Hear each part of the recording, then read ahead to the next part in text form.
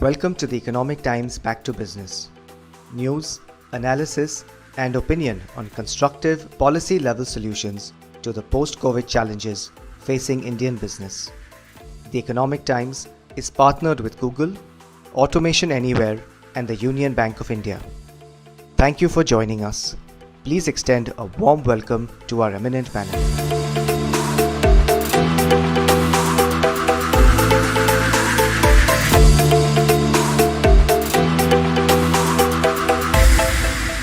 Hi guys. As a species, humanity has witnessed three previous industrial revolutions. First came the steam power, followed by electricity, and then computing. Now, we are in the midst of the fourth industrial revolution, one driven by artificial intelligence and big data. I in fact like to call this as the intelligence revolution. But whatever we call it, one thing is clear. This latest revolution is going to transform the world just as the previous three did. AI isn't a new concept. The idea of creating intelligent machines has been around for decades. So why is AI suddenly so transformative? We have a panel of experts and thought leaders from the industry who are going to help us answer just that. I'm pleased to introduce our panelists for today's session. We have Sindhu Gangadharan, Managing Director, SAP Labs India, Mr. Vijay Sethi, CIO, CHRO, and Head CSR, Hero MotoCorp, Anjani Rathore, CDO, HDFC Bank, Chirag Bonlia, CTO of Embassy Group, and last but not the least, Nicholas Darve, Chief Evangelist from Google. I would like to hand it over to Nicholas for him to share his quick thoughts in this space. Nicholas, over to you. Well, thank you, Manish. It's a real pleasure to be here with you from California. I hope everybody is safe and doing well. Yeah, I love this introduction, by the way, the intelligence revolution. I think that's a really good way to put it. If you think about what's happening with machine learning, well, first of all, it's kind of looking back at history a little bit. To your point, machine learning is not a new concept. It's been around for a while, and it's been going through ups and downs, right? It was like, in the 80s, it was really popular, then it fell out of popularity, then it came back with a vengeance in the last few years. In the last 6 years, like the compute power of machine learning has been doubling every 4 or 5 months or so, according to OpenAI.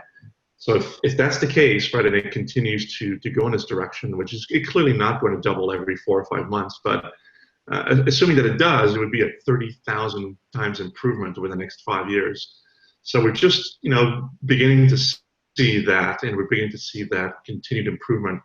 And it's hard to think about this kind of exponential improvement, but it is improving exponentially today.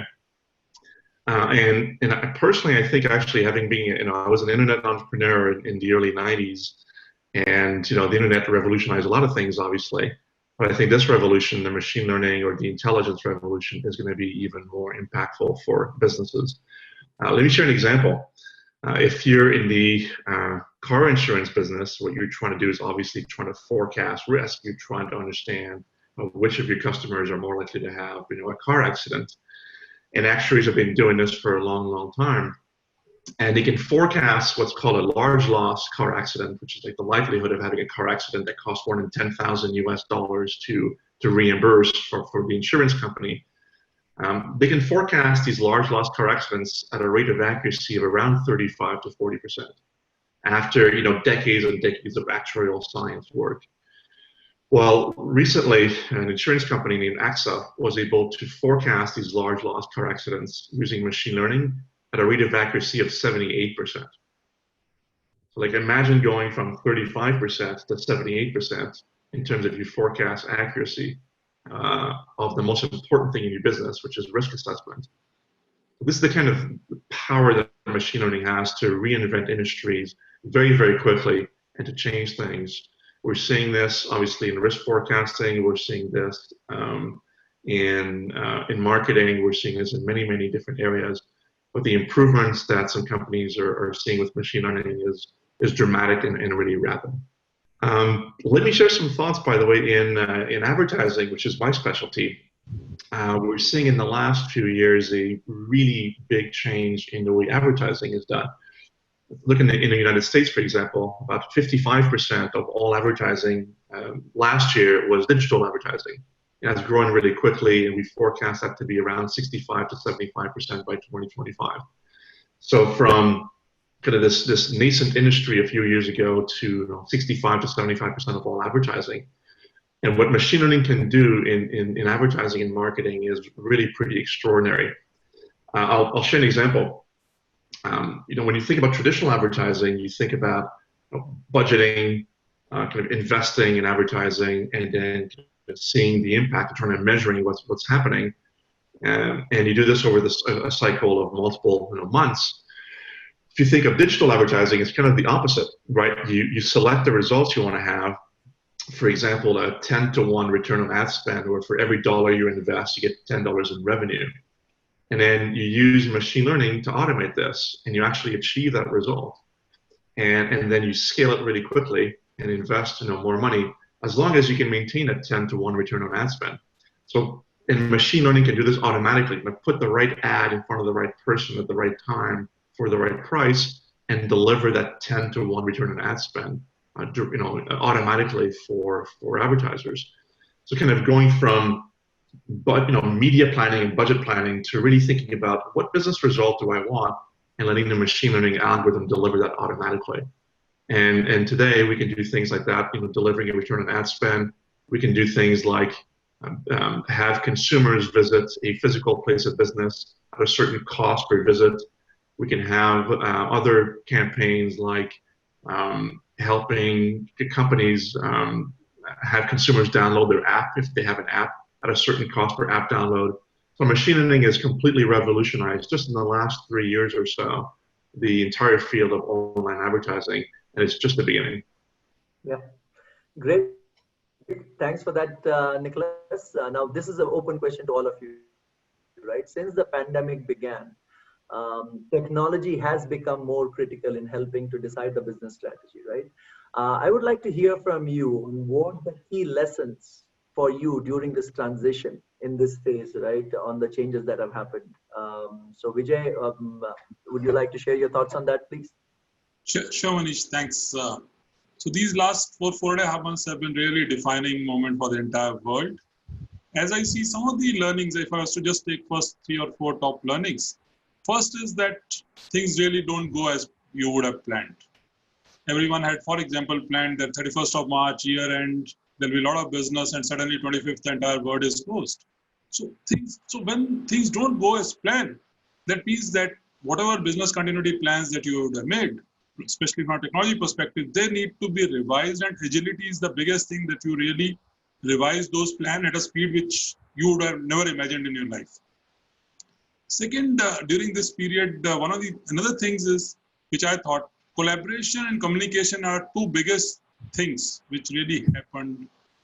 And technology plays a huge role both in collaboration, and it's beyond the normal collaboration that one would do in office using technology, or communication that one would do in the when your entire company is working from home. So the level of collaboration which is required is very different, and that's where technology plays a huge role. Third, I think, at least from our perspective, and that could be true for a lot of organizations, while COVID was an issue or still as an issue and a challenge, but it's also the biggest opportunity for the organizations to take digitization to a very different level. Whatever IT could not do in last 5 years, 10 years, I think people have done in last 5 years. And if I was to just take one more, I think there have always been organizations who have been thinking that when you adopt IT, there could be a lot of resistance to change. But what I have seen in last 5 months is that it's not resistance to change, but it is the eagerness to adopt new technologies which has really taken up, whether it is AI, ML, which Nicholas rightly spoke about. And we always thought that AI, ML, for example, is to just take an example, could be used for business purposes. We are using, for example, AI, ML for ensuring social distancing in our plants. So you can use technology for anything and everything, including when it comes to pandemic. So Sidhu, I was jumping to you on that, right? So do we see the transformation of IT being an order taker to becoming a business partner to getting into a more consultative and innovative lever for the business? Do you see that transformation happening, just like Vijay was mentioning? Yeah. So first of all, good afternoon, everybody on the panel. Good afternoon to you, Manish, as well, and also everybody from the audience also who's joining. It's absolutely an honor to be here on this panel and also talk about a topic that's I think very interesting and very appealing in these times. I mean, if you ask me, Manish, pandemic or not, I think technology has always been synonymous with business strategy, right, and transformation that's needed. Because I totally believe that if a strategy does not consider usage of technology, that's definitely not going to work. Of course, the pandemic clearly had, and I think Vijay, you brought it up really well as well, that the pandemic has been an eye opener for many businesses who are pretty much kind of sitting on the fence in terms of their digital strategy or in terms of their readiness to adopt technology for kind of driving their business in new ways. And the pandemic clearly has also compelled us to understand and realize the importance of what it means when we're talking about quick adaptation, literally, right, to really unusual situations as compared to anything we have seen in the past. And it has also shown us that businesses have very quickly changed the way in which we interacted with our own employees, with our customers, with our partners, and so on. And literally, and I think Vijay brought it up as well, overnight, what we have seen is also virtual networks and digital collaboration technologies becoming mainstream, right? And also becoming true enablers of work in these really trying times. And I think the entire narrative of kind of shifting tasks to the virtual world is something that we have seen over the years with cloud computing kind of setting the trend here. So there's no doubt. However, with the lockdown, we've also seen that those businesses, and there's tons of them who kind of relied on those kind of physical interactions with their customers. And if they did not make that jump to adopt digital early on, they'd really suffered. And the ones who had kind of embraced their digital transformation journeys early on could nicely tide over these times and really also come out as really stronger as well during these times. So what we are seeing, Manish, is a lot of these organizations now quickly putting a plan in place for digitally enabling themselves because they realize that this is needed to kind of support their customers in an uninterrupted fashion. Of course, we will still have a lot of the traditional retail outlets which will still need a lot of that customer interaction. This will not cease. However, what we will see is a lot more robust digital experience which becomes the norm. And I have to quote our own CEO, SAP CEO Christian Klein, who clearly said that digital transformation is no longer an option, right? It is a must. And when we can't interact with customers in person, we have to find other ways to do it. So what I think, what I clearly see is every business will eventually need to reinvent themselves for this digital age. Of course, there are certain industries, and particularly also in the manufacturing side, where we are seeing a lot of intense pressure to kind of transform also the business models, and some are looking at also business process renovation.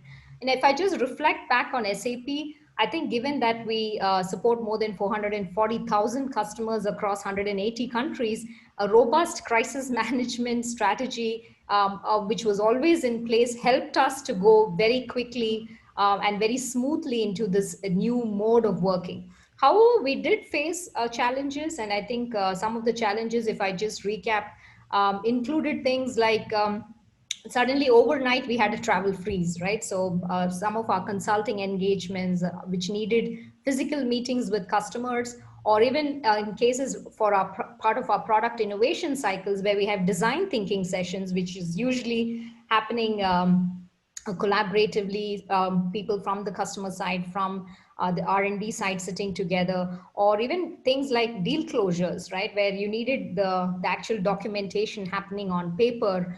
We saw some initial glitches, or even customer visits to our own experience center at our labs offices, which usually served as a starting point for many customers and partners for their digital transformation journeys.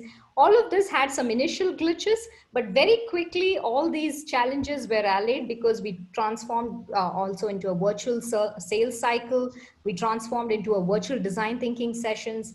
Remote implementation strategies were adopted. So overall, in summary, if you ask me, Manish, I think the use of technology clearly helped us and enabled also our customers, and not just our customers, enabled our employees first and foremost to stay in the safety of their homes, but still continue the business continuity that is needed to make sure that we continue our focus on existing customers, but also in adopting net new customers.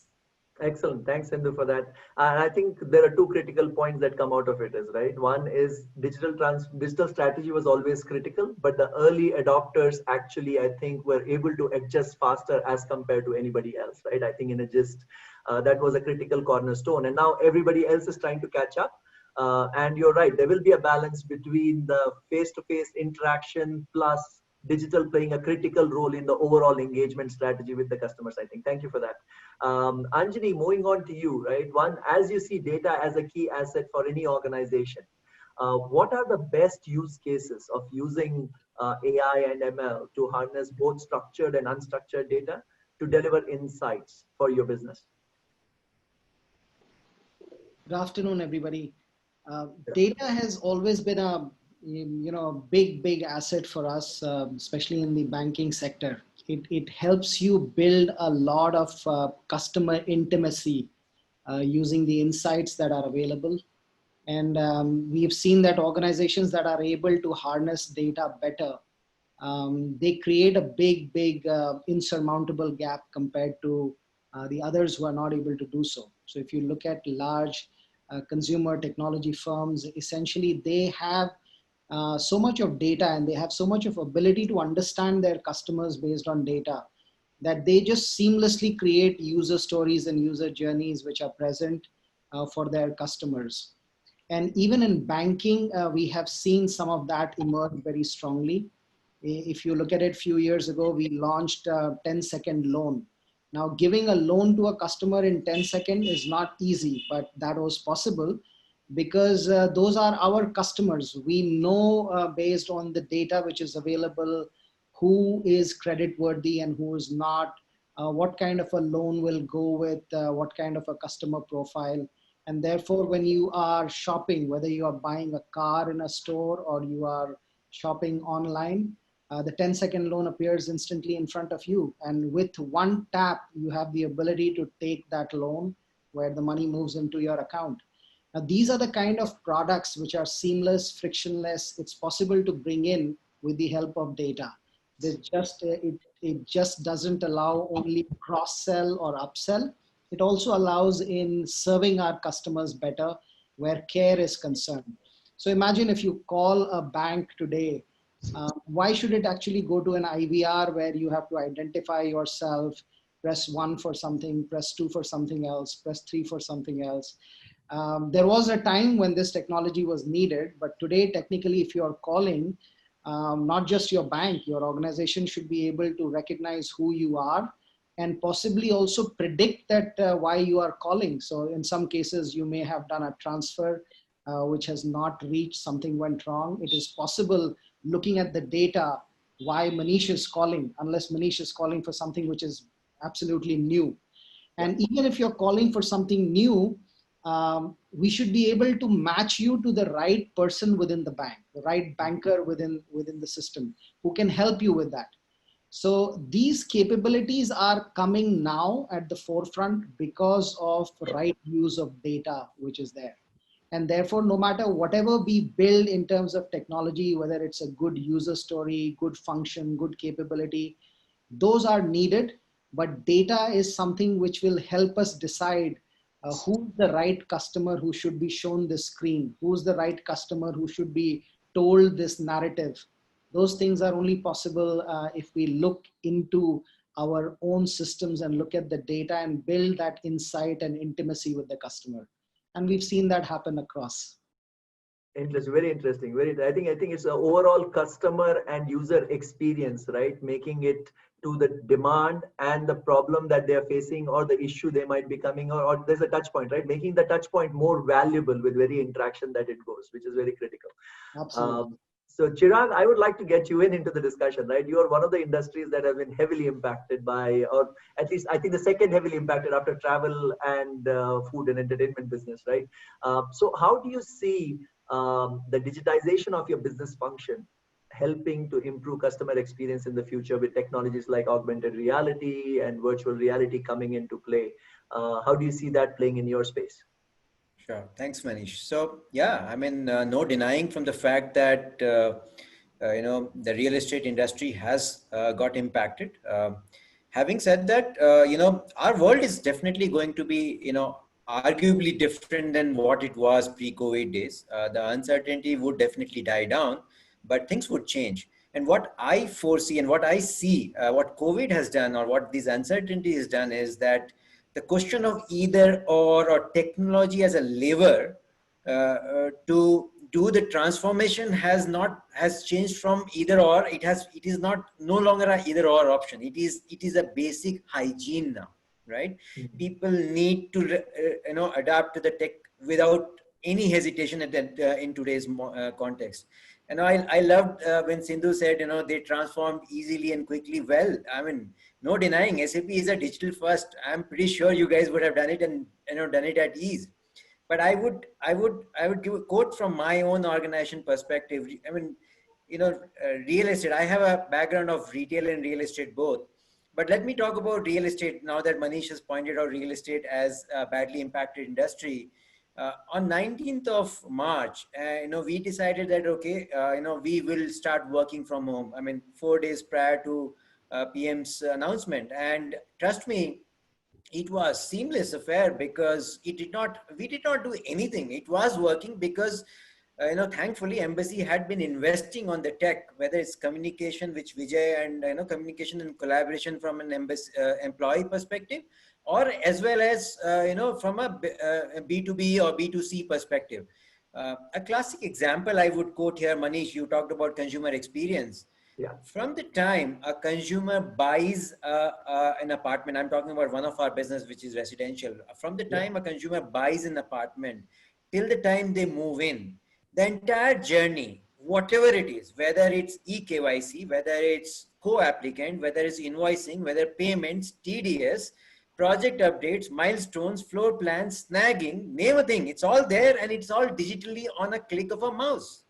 Right. So, I mean, Anjani, you talked about 10-second, loan. It's a classic example that organizations who are ready with an adoption of technology are going to survive and thrive. And those who probably hanged around on the fence would actually be missing the bus. So essentially,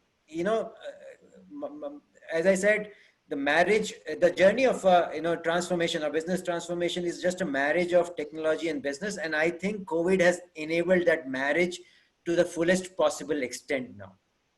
Yeah, excellent. Thank you so much for that, Chirag. Sindhu, coming back to you, right? One of the things organizations have invested in automation of their ensure business growth. Where and how do you see a balance being struck when you see the emerging technology coming in that needs to be adapted, and you still need to continue investing on your existing applications and infrastructure, right? How do you strike a balance in that? Yeah, that's a great question, Manish. And I think some of the earlier responses also kind of feed into that, right? First and foremost, it's also being kind of true to your core purpose of what you believe in as an organization. And to your question on being vigilant about technologies, absolutely, organizations have to be absolutely vigilant about technology advancements, enhancements that kind of impact their core purpose. There's no debate on that. I mean, for SAP, if I just reflect, our purpose has always been helping the world run better, helping our customers run at their best, improving people's lives as well as other companies too, right? But if that directly translates, if it translates into, hey, do we jump into every new technology that kind of comes on our radar? I would say the simple answer is no. But at the same time, I think it's important that organizations create what we call as SWOT teams, right? To assess every new technology that might be out there and kind of pan it out on what does it mean from a 3 to 5 year horizon for that company's business. And there are so many examples of organizations who have not been vigilant about emerging technologies and also that acquaintance to emerging technologies, and many of them don't even cease to exist today because of that kind of DNA that did not exist in that organization.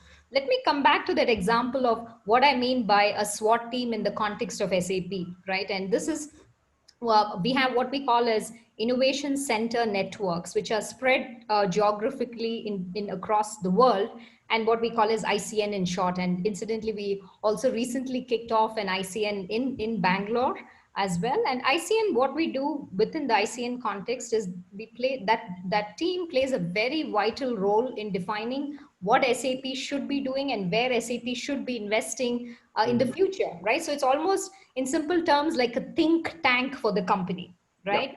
Kind of works alongside R&D. It's small teams, like I said, in different locations across the world where they're researching, they're contextualizing certain emerging technologies. We're also incubating these technologies. We're looking at transformative technologies that can have massive disruptions and also have kind of significant change also in some of the areas of our business. And like I said, horizon is 2 to 5 years.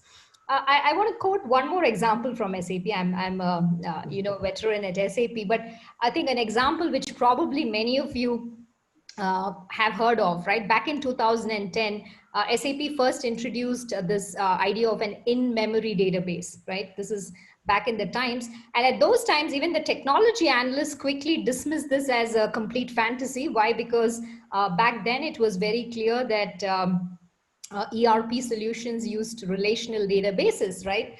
And if you just look at how HANA evolved, it started off in our research institute at Potsdam. And once it really got conceptualized into this product, we brought it very clearly into one specific product area, which is SAP Financials, because that is where we could reap the maximum benefit of that innovation. And then over a period of time, we brought it into across our entire product portfolio. So that is, I think, also important that when you look at investments into new technologies, and to be very specific to your question, Manish, I think that balance between adopting new technologies and continuing investment on existing ones boils down to a question on the cost as well as what is the return benefit. And I believe it's also down to the DNA of the foresight that companies have for their businesses. No? No, I think that's very precisely put, Sindhu. I think it is a clear definition of your vision on saying that we are going to invest in new areas and new technologies, which might replace or enable some capabilities that didn't exist before, right? It can be looking at from that perspective. So that's, thanks for that. I think the examples from SAP there are lots in that space, right? As you look at from central finance to different areas inside HANA coming in, right? So that's very interesting.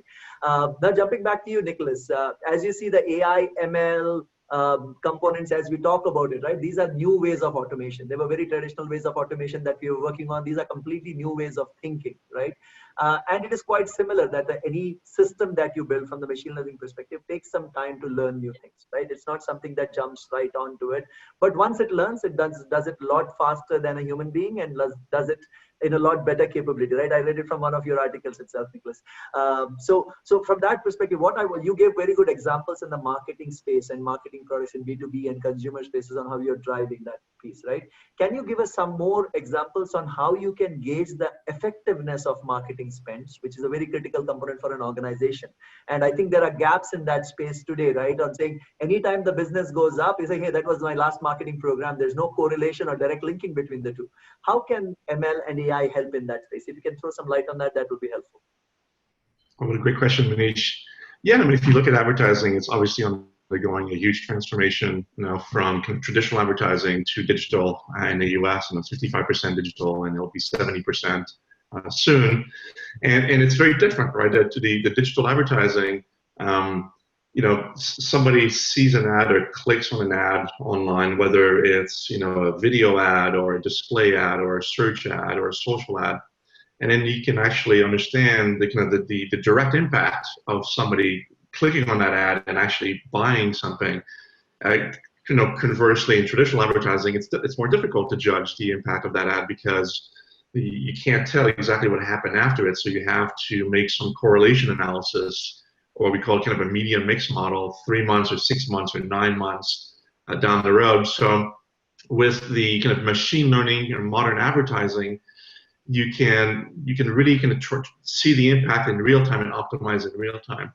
It's not to say, by the way, that it's perfect, right? There's still some complexity in measuring the impact of digital advertising, right? Even maybe somebody clicked on an ad from, one from Facebook and then Google, then Facebook again and Google again, and then there was a TV ad they also saw. So there's still some complexity in doing this. And the best advice I give to our advertising partners at Google is do the best you can to measure this, but be okay with some slight imperfection, right? If you're measuring the accuracy of your marketing investment in real time, but it's only 80% accurate, that's still very, very accurate compared to what you can do in the past. So one thing I'm noticing, I think especially during and hopefully post-COVID, is those companies who are more comfortable acting in a world where information is not perfectly precise, and they can move forward through that because they can make calculated, smart risks and smart decisions, are the ones who can move more quickly and really improve. So if you think about it this way, if you think about kind of a machine learning is going to automate the media buying, right? Should I buy this keyword on search or put this ad on display, or what ad on YouTube should be seen by what customer? The machines will start doing that more and more. They're already doing a lot of this. Marketers have to now pivot to not worrying so much about media. Now they have to think about business results and what KPIs and data do I feed the machine learning algorithm, and how do what do I ask the machine learning algorithm to do? And so I'll give you an example. I've worked with many retailers, and typically the way we work with retailers is, they invest in search advertising, for example, and then somebody clicks on an ad and they buy something either on the website or even in the store of that retailer, and that retailer shares back information with us about the revenues that were generated by that particular ad click, right? So somebody came to a Google ad, they clicked on something, and we sold $100 worth of merchandise.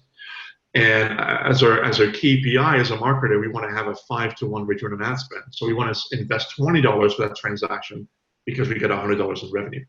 And the machines are really good at doing this today. So as an advertiser, you can get that 5-to-1 return on ad spend consistently, week on week, and then you can scale that. Again, it's not perfect, or the measurement is not perfect, but it's good enough to be able to do that. Well, now imagine just sharing one piece of data with the machine learning algorithm that it didn't have before. Not the size of the revenues of the transaction you just did on your website, but the actual margin of this transaction, right? So I'll say, two different customers, customer A and B, both purchase $100, but customer A's, product was a $70 margin product, and customer B was a $30 margin product. Having that one piece of information sent back to the machine learning algorithm has had a dramatic impact on how much money these retailers make in their advertising strategy. So machine learning will automate more and more of the media buying. Measuring is really key, and that's what we do real-time measurement, but you have to be okay with it not being perfect. And then what advertisers and marketers should really spend time doing is, what data do we feed to the machine learning algorithm, and what do we ask it to do in order to make as much money as possible? Great. Thanks for that, Nicholas. Now in Diageo, we have a very unique business, right? When we run it in India, each state is like a country. We have unique set of rules in every single state. So what we have done is we have digitized our supply chain to ensure that we have a clear visibility across that chain. Vijay, as I come to you, right? You are the Hero is the biggest manufacturer of bikes. I would like to understand from you on how you are investing in AI, ML, and how that has helped you in your overall supply chain, especially during these lockdown times, right? With all the challenges that are going around with us. So, Manish, digitization at Hero has been there for ages.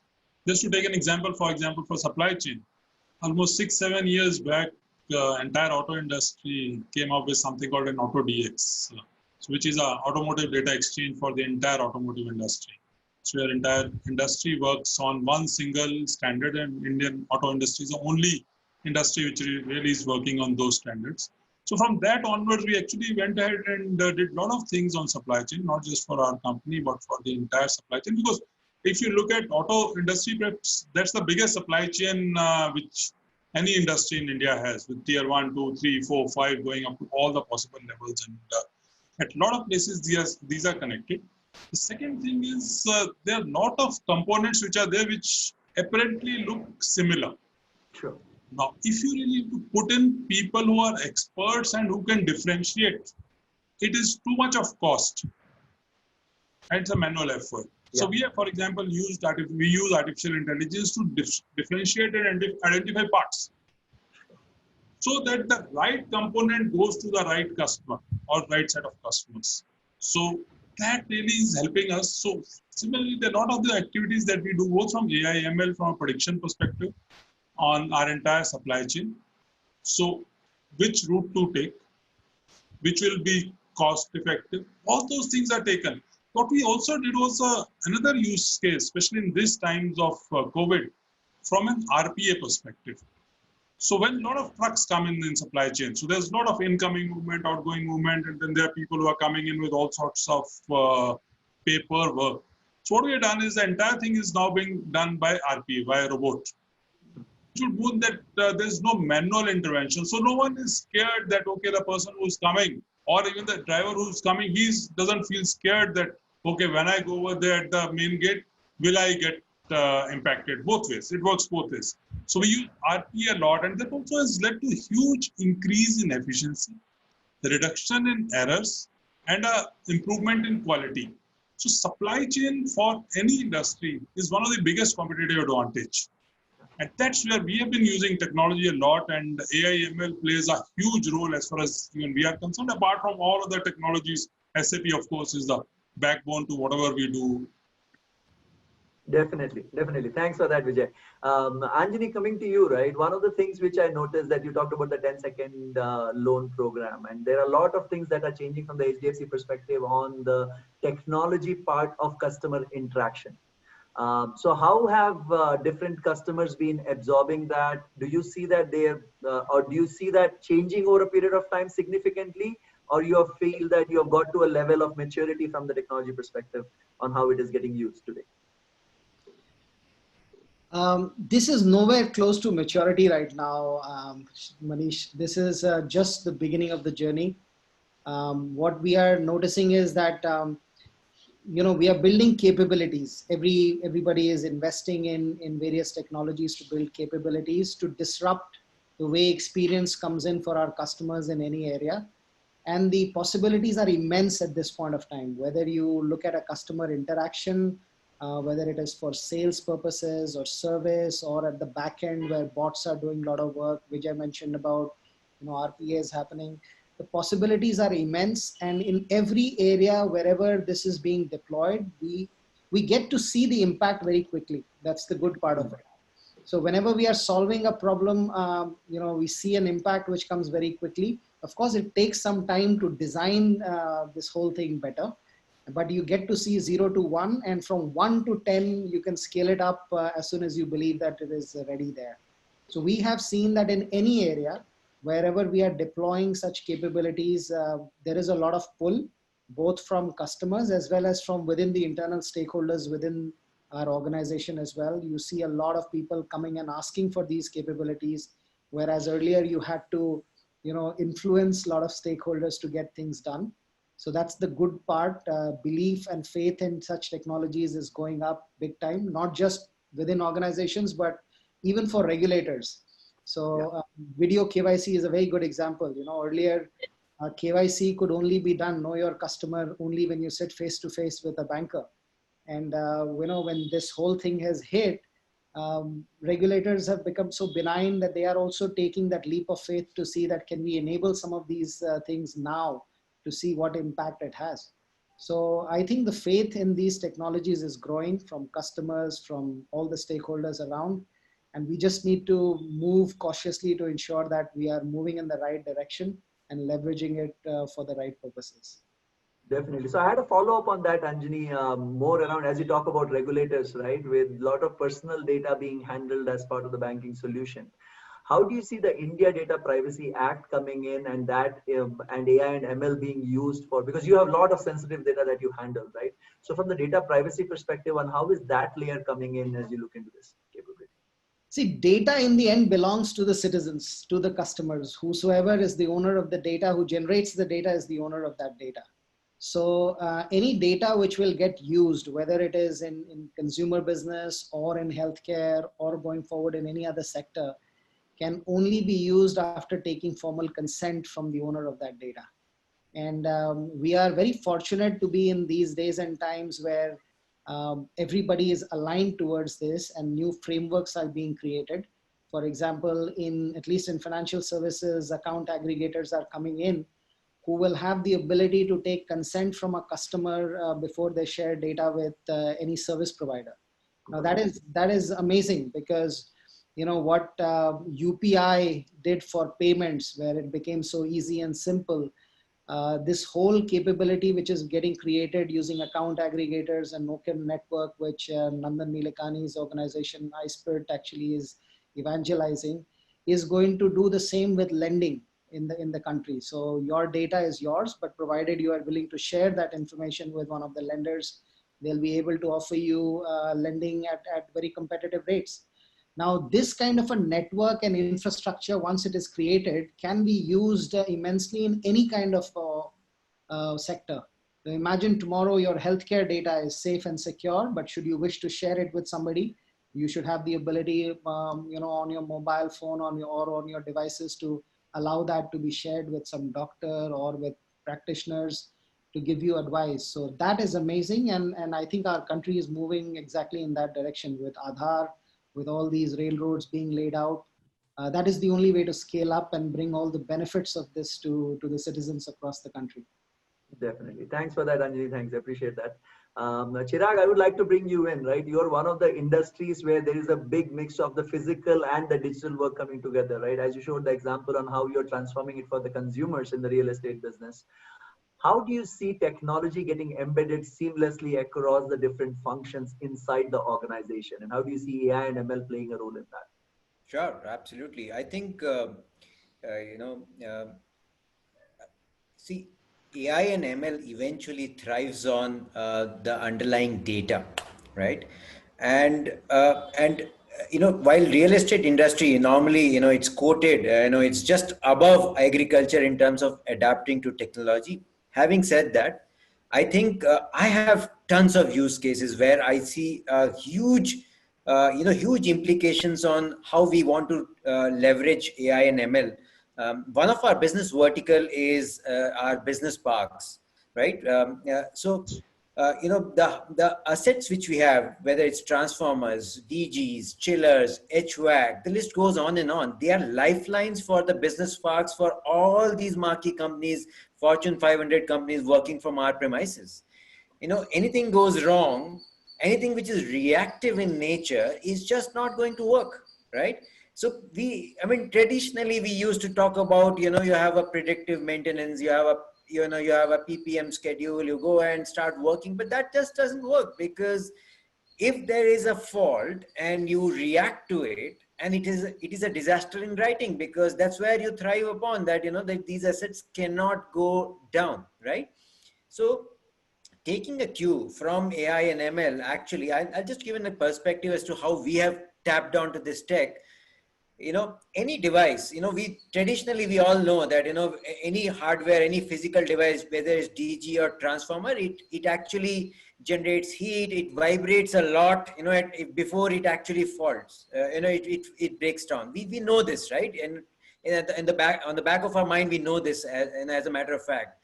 But we have gone even a step beyond that. And what we have done is that, we are actually measuring the current drawn by these high side assets. Now, the process is that the device, before it starts vibrating more, or if the device, before it starts generating heat, before it breaks down, it starts drawing extra current. Now we are measuring that current as well. Now, before it generates heat and makes the temperature higher for that device for us to take action, we actually measure the current drawn. And the moment, and it is benchmarked peer to peer, because, Chennai as a place where the temperature is sizably different than what we have in Bangalore compared to what we have in Gujarat, right? It's a different, you can't do an apple to apple comparison if you are comparing Chennai generator with a Bangalore generator. It will just not work. So we need to do a smart benchmarking, comparing within the same premise, within the same city, and then take a call that, okay, this seems to be something wrong, and you benchmark with the OEM provided data, whether it's a Schneider to Honeywell to list goes on, and then do a prescriptive action about it. And that's the power of data, which can be leveraged, which Nicholas was saying, that the power of these the devices which are coming now with the help of cloud, and as well as the cost of compute has come down so significantly lower, that I'm able to do a POC with literally no negligible cost, and show the value to the business. And imagine, this is a kind of business where I don't see any reason why business won't be happy to see this kind of a tech, which will tell them in advance that something is going to fall flat in next 15 days from now. I think there is no reason. That's one aspect of it. There could be any number of cases, right? I come from a traditional usage of SAP. We have a lot of our employees who are, we have point solution, like we have a car loan scheme, and you have, specific on two-wheeler loan, or employee separation is very, very unique in our industry in terms of how we deal with them. Now, we develop a lot of these point solutions, right? Point solutions just to make sure that it is digital in nature. But how do we wrap all of it around and give as a package to our employees? Now, we have come up with an option where we will leverage a bot which will connect to these point solutions. Whether you're asking for a leave, or you're applying for a leave, or you're asking for a leave policy, or you're applying for your separation, or you're applying for a own your car scheme, which is specific to every organization. All that is connected to a bot. Now, how is that happening? Because of the underlying tech, which is your NLP, or your AI algorithm, which connects these point applications seamlessly and brings a transformation of sort to our employees as well. Back to you, Manish. Yeah, thanks, Chirag. Thanks. I think that OT, IoT, and those environments are also creating a lot of data for us to make this decisions, right? So I think one area where you got Sindhu's attention is when you say a traditional SAP user. So I'll jump to that from that to my follow-up question to you, Sindhu. Is saying, today, as you look at SAP and ERP implementations across the world, right? Those implementations happened 10, 15, 20 years ago. And as the business has evolved, as the technology has evolved, some organizations have upgraded themselves.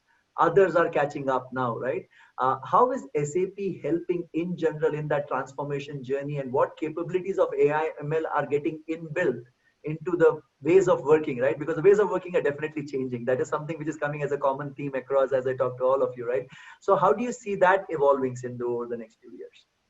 Yeah, I did smile when Chirag made that statement on traditional ERP. Indeed, maybe just also a little bit, Manish. I think if you just reflect on our evolution in the cloud, right? So over the last decade, you probably know that we've also grown as an organization with acquisitions, and rightly so, right? Because we have focused on, say, pillars like HR, or business networks, or if you go across travel and expense management.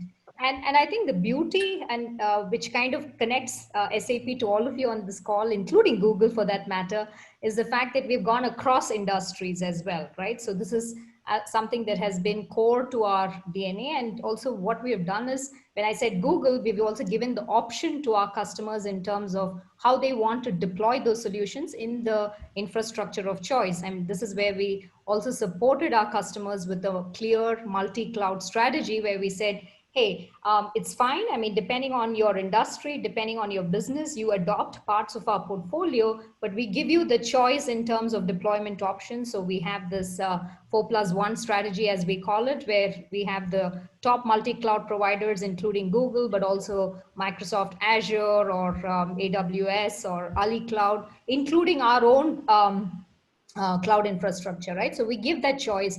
And to your point, this choice and that trust, what we offer to our customers, is what has really kind of helped us in that journey of taking customers from where they are today and kind of helping them in their transformation journeys. And being that partner and working together with our customers is also what has helped us in this journey over the last 40 years, because we never leave any customer behind. We kind of help them in that journey of transforming to the cloud. And this is where we also in many of our S4 journeys as well, right? To move to S4, be it on premise or cloud, as we see a lot of that transformation happening. And coming back to your point on embedding AI and ML, we've always looked at it from the perspective of what is the transformation that we want to get across in a particular industry and what are customers doing in that particular industry, right? So we've consistently looked at end-to-end processes, be it total workforce management when it comes to HR, or lead to cash when we talk about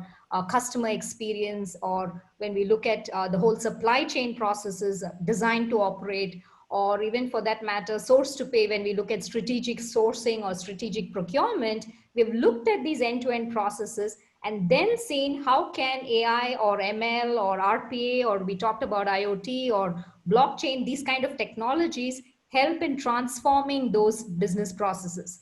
Because it's not just technology for technology's sake. I think it's really about using those technologies in a way that we can help our customers, and many of you are on the call, so that's really good, that help you in that transformation journey. And I think this kind of thought process and that design thinking approach is where I think we've looked at how technologies like these can be brought in to optimize as well as transform those business processes, Manish. Perfect. Thank you so much, Sindhu. I appreciate that.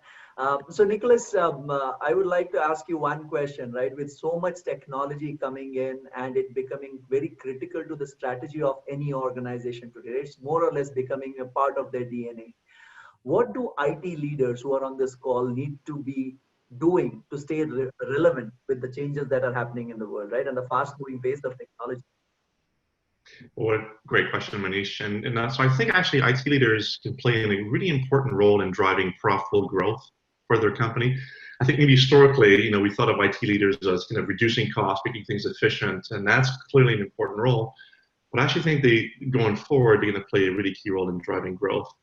So to me, it's really about two things: partnering really closely, right, with your chief marketing officer, with the head of product, across the organization to kind of really focus on what can drive profitability and growth.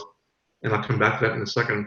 And secondly is enabling agility and speed. Right? In the age of machine learning, in the age of digital customer experiences, in my experience, the Google customers that I work with who are kind of outperforming in their industries are the ones who can just like have an idea and test it within a month and roll it out and scale it if it works and abandon it if it doesn't work. It's just this ability to quickly do things, right? So having the right testing methodology across the organization, having access to data that's easy to use, the IT team can really enable the rest of the organization to drive growth. And so some specific areas, for example, obviously in marketing. In marketing, I'm hearing a lot of, there's just kind of two camps, right? Where there's a camp which is, we need to break down data silos and drive a 360 view of the customer. And once we do this, we can do some pretty amazing things. And I think that's the right long-term vision. But in the short term, what about asking a different question? Like, what's the one piece of data the marketing team needs that they don't have today that could have a significant impact on what they can do and drive profitability? Kind of starting with something, proving the value, and then kind of doing more of that kind of incremental improvement as opposed to trying to forecast what you need 3 years from now and working towards perfection. Another example is in the digital customer experience. Like, what's the one thing we can do that would have a massive impact on our conversion rate, or dollars per customer, or retention rate? I'll give you an example. Alibaba was able to improve its conversion rate on its website. Conversion rate is the percentage of consumers who come to the website who buy something. And they improved this by 76% by making their website faster. It's a lot of work, but a 76% improvement for a company that was already very good at this. If you look at Tesla, for example, I mean, I'm in California, and in California, you can go to Tesla's website, you can purchase a car, finance it, insure it, trade in your old car, all of that in 6 minutes, right? I mean, and it's extraordinary. Yeah. If you look at Domino's Pizza, right, you can order a pizza on Domino's through their app. It's called zero-click ordering. You just turn the app on and it reorders the same pizza you ordered last time automatically within 10 seconds. So what can we do in a customer experience? What's the one thing we can do that would have dramatic impact? And lastly, and I think actually as I'm working with our most sophisticated advertisers around the world, we're really pivoting to this concept of customer lifetime value, where customer segmentation used to be done traditionally based on things like age or gender or where you live. But for most companies, 20% of their customers drive 80% or 90% of their profitability. Yeah. So really kind of thinking through very carefully, who are my best customers? How do I find more people like that? How do I design products just for them? How do I create loyalty structures and programs for my top customers? So not just kind of thinking around just the average customer, but thinking around our customer segmentation based on the economic value of each customer. And so the IT team can play an extraordinarily important role in growth by helping the marketing team by really focusing on customer lifetime value and sharing that data across the entire organization. I'll give you an example. Ocado, the UK-based online grocery company, has changed its customer service process by prioritizing inbound emails based on customer lifetime value and based on how urgent this request is using machine learning. So now they answer the most urgent requests from their top customers, a lot faster than before. So to me, it's all about customer lifetime value, an incredible digital experience, and having not big data, but really smart data and moving really quickly. Great, thanks for that. So thank you all. So viewers, I hope you are as energized and enlightened as I am after hearing to a panel of experts. I think it is very clear from the discussion that no organization can afford to sit back and ignore the potential of AI. Yet, rushing to adopt it might be just as dangerous or damaging to your business. To fully realize the potential, indeed, that's with any other new technology that you're bringing in, you need to approach it with a clear business goal or your need in mind. In other words, you will have to identify and narrow down to the most valuable opportunities for your business where you're going to apply this technology, right? Linking your AI strategy to your business strategy is the best way to ensure AI will deliver maximum value, right? I would like to think about what is the next potential use case for AI in your industry, for your company, that will propel it to new heights, just like the example of Alibaba that Nicholas gave, right? So thank you for your time. And I would like to thank all the panelists for sharing their perspectives with us. Thank you and goodbye.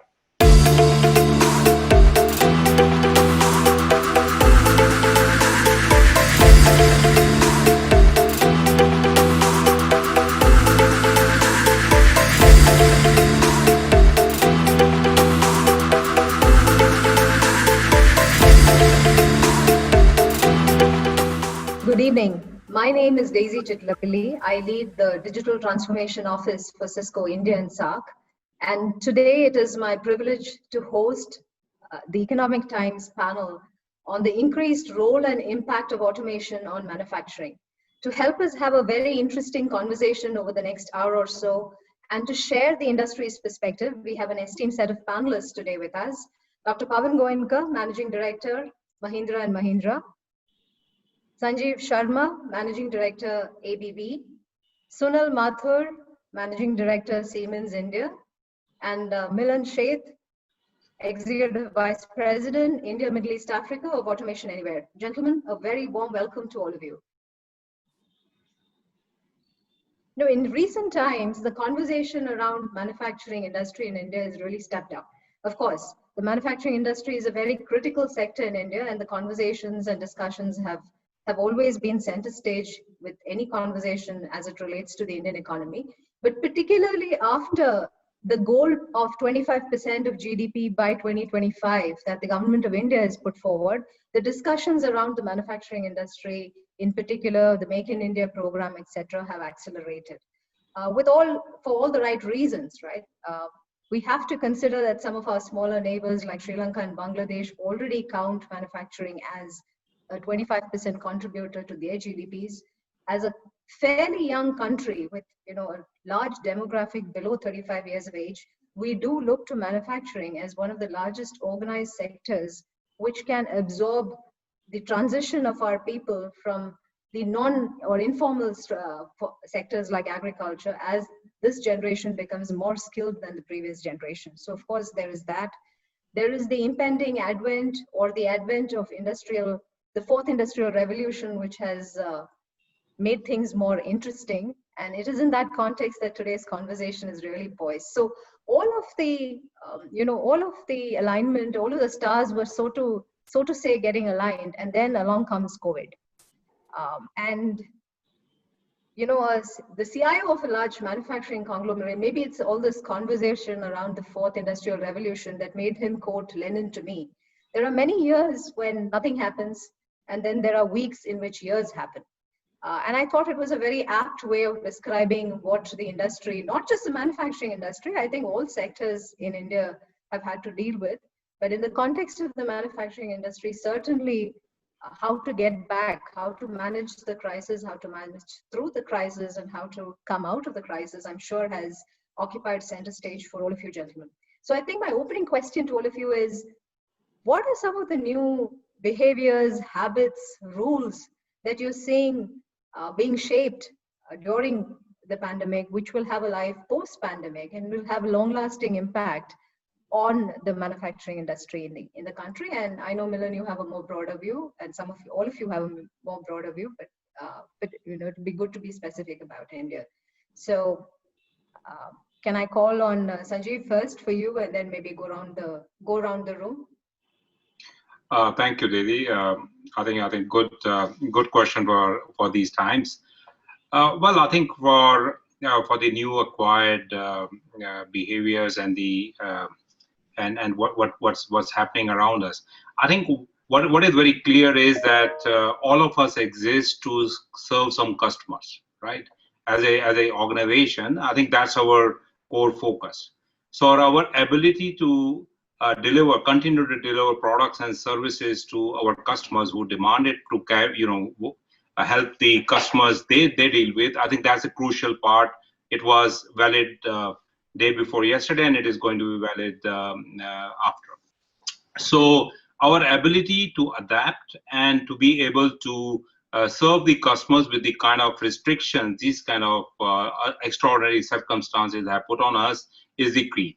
And for us, the kind of industry, at least I'm familiar with, I think ability to serve customers remotely with the expertise that they used to get at their local level, at the plant level, I think that's one of the crucial factors. And that's where we are seeing that there's quite a strong shift in behaviors, both on the customer side to accept it, and also for our abilities to deliver it. Thanks, Sanjeev. Sunal, your comments? Well, I think, Daisy, it is true. This pandemic has brought out very clearly the fact that we are dealing in a very volatile environment, and it's getting more and more volatile every day. At the same time, customers are becoming even more demanding in terms of what they are looking for. With that, you're having a volatile environment on the one hand, you're having extremely demanding customers on the other hand. And the challenge that most manufacturing companies have is, how do I balance these two? And usually it turns around as you move towards meeting the demands of customers. And that's where you normally do start, is customer inwards. You are tending towards trying to figure out how to create or manufacture a batch size of one. In other words, get to meeting the customer's specific requirements. Now, on the other hand, you do need that flexibility, and it has become painfully obvious during COVID times that you need to be watching your costs, you need to be watching your CapEx, and you need to be able to adapt very quickly. Flexibility. So put that all together, I think this is exactly the right time to be discussing how automation and digitalization can actually provide these benefits of greater efficiencies, greater cost competition or competitiveness, productivity, shorter time to market. And these are kind of technologies that are now available to help manufacturing companies become globally competitive. You mentioned in your introductory remarks about India wanting to get to a 25% GDP. Now, if you're looking at currently we're around 15%, and you say we're 3 trillion economy, that's about 450 billion is the current contribution to GDP. If you take and we go at a growth rate of 7%, and very soon we'll probably get to about 5 or 6 trillion GDP, and 25% of that is 1.5 trillion. So you are looking at adding roughly $1 trillion worth of contribution to GDP into the economy. Now that means you're going to have to be doing a capex at least of 1.5 to 2 times that amount. Now, if India is going to be getting to a capex requirement of 1.5 to 2 trillion dollars, there's nowhere else in the world that that kind of investment is actually going to happen. And what is the rest of the world doing? Digitalization and automation. So if we've got to be competitive here in the country with the rest of the world who are able to manufacture at efficiency levels of 99%, quality levels 99%, we need to be able to step up to that challenge. And I think the discussion that we have today is exactly in that direction. Thank you, Sunil. Villain, so I think Sanjeev and Sunil are making two very pertinent points, or actually a few pertinent points around customer experience, the need to serve your customer in a more personalized fashion, to balance all of that with the capital requirement of perhaps tripling the productivity of Indian manufacturing in the next 5 years, right? So all hairy topics, all worthwhile. Is that, when you talk to clients in India and more broadly across the rest of the geographies that you're responsible for, is that something that you're seeing? I mean, any new conversation points and considerations as regards the automation conversation? I think both Sanjeev and Sunil made pertinent points. I would add two more dimensions to it. One is, we always assume that the physical good which gets delivered has to be coupled with a physical process. So the entire process of delivering, consuming, fulfilling had a lot of physicality attached to it. So if I really go back and look at, you go to any organization, whether it's in your current role, Daisy, or I go to any organization, you go and say that I already have something physically, let's do some digital on top of it. I think one fundamental shift, at least we see wider lens across customers, is that the digital is being thought first, and then where do you need physical touch points, whether to deliver a good, ship it, fulfill it, and so on. So I think, at least in the services industry, that shift has definitely happened. They're talking about whether to keep branch offices, whether to keep distribution offices. Probably manufacturing companies will take a while, but there's one thought which is there. The second thought is on productivity. I think the productivity, and I'll pick Sunil's point that we always assume that we had a lower cost labor availability. So productivity for us was the cost of a person versus a productivity in absolute sense. That if a certain unit in an environment or shipment, I'm just taking the simplest of examples, shipment reaching from port to the factory, and it involved 3 days of processing time at the port, 2 days of downloading, and then trucking, and then further down. I think at least we are sensing that there is then again a thought process that can we automate, can we bring productivity in the entire cycle per se. While it doesn't add to the manufacturing productivity, but it adds to reaching, to I think point both Sunil and Sanjeev made, reaching faster to the customer and so on. And probably the third point I'll make is at least one behavior which I see, wearing the lens of a software kind of a provider, is that the conversation on technology is no longer a CTO, CDO domain. I see first time that the operations people or operation leadership, the business leadership, having such a strong view on how my model should be, how my engagement structure should be. So I think that clearly, probably the first and second will take time to evolve. The third, in my personal view, has happened, and it is going to stay henceforth. Because the reality is that the companies which were technologically better equipped were able to do a whole lot relatively better than probably who were not equipped. So I would say those are kind of some reactions, Daisy, to your question. Thank you, Milan. Dr. Pawan, you probably have the benefit of having the most diversified view, right, across sectors that Mahindra works in the country. I want to come back to some of the pointers around behaviors and habits of consumers in particular, and you are in many consumer businesses. Before we step into automation, putting the customer at the center of everything that every business does. How do you see this shift in behaviors and habits which are here to stay, right? A heightened sense of hygiene, a heightened mistrust of public spaces, some of these conversations, which do you think it will have an impact on the way that the industry serves its customers?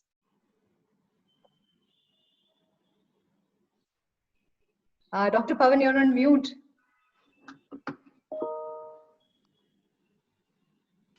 Okay, can you hear me now? Yes, we can. So anytime there's a crisis, all organizations, all customers, there's a behavioral change that happens. But if I go back to the last 3 or 4 crises, it happens, but with some time, it kind of goes back to the same place where it used to be. I think that's the big difference that we have this time. The changes that are happening are here to stay. Life will never go back to the way it was pre-COVID-19.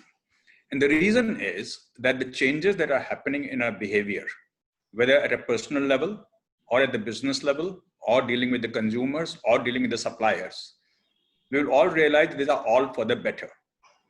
These are not changes that are, even though we are doing these changes with a gun on our head, but once the gun is removed, we will find that it's a good thing. Everything that is happening is the right thing to happen. We wouldn't have never done it if it was not the situation that we have today, because we had many myths. There are a lot of things we believed that this is how it has to be done. And now we realize, no, it doesn't have to be done this way. There's a better way of doing it. We are forced to do it, but we will learn this and we will never go back to it. Now coming to consumers. We are already seeing, and consumers and customers are two different. I'm differentiating because for many of the other panelists, for Sunil and for Sanjeev, I'm the customer. But for me, the person who is buying the car or the tractor is the customer. And that's a B2C business versus a B2B business. Now, clearly the change that is happening today is everything becoming digital. That's if you were to explain in one simple word, the change, it's digitalization of everything, whatever we do. So if you're a customer, you want to do everything without touch and feel. Touchless selling is going to be the big thing, where customers want to do everything sitting at home. Convenience, yes, but more than convenience, the safety and the hygiene and the social distancing. Social distancing will never go back to walking shoulder to shoulder ever again, I think, okay? Even after the vaccine comes, perhaps people will still have that fear.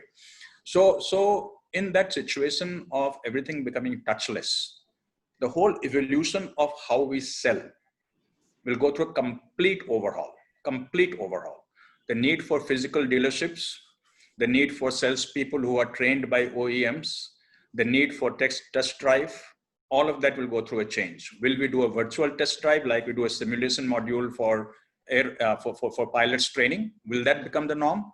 Maybe. If these guys come out with a cost-effective way of doing it, that's going to become the norm.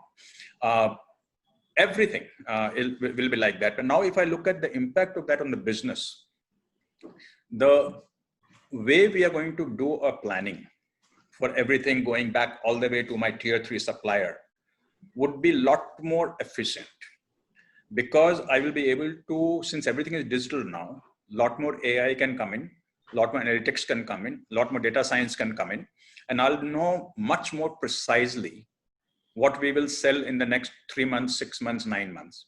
And therefore my whole supply chain will get compressed. The kind of inventory that we carry today, which could be in auto industry, be from end to end, maybe about 2 months. Maybe it'll come down to 1 month. And just imagine the positive impact of that. If inventory is half, you are taking out a lot of working capital. You're taking out a lot of space that sits there. You will take out a lot of loading, unloading that happens. And it just, that one thing in itself is going to make such a huge positive difference on the business that right now we are not able to probably see all of this. The way I deal with my suppliers, the way I deal with my dealers, the way I deal with my equipment providers like ABB and Siemens will all change because of everything becoming digital. The automation, which is the topic of today's discussion, I think is going to benefit the most out of this whole thing, because again, the need for social distancing in our plants. Automotive plants are never designed for social distancing. Now, how do I bring social distancing there? I do it simply by replacing a human with a robot in some places, right?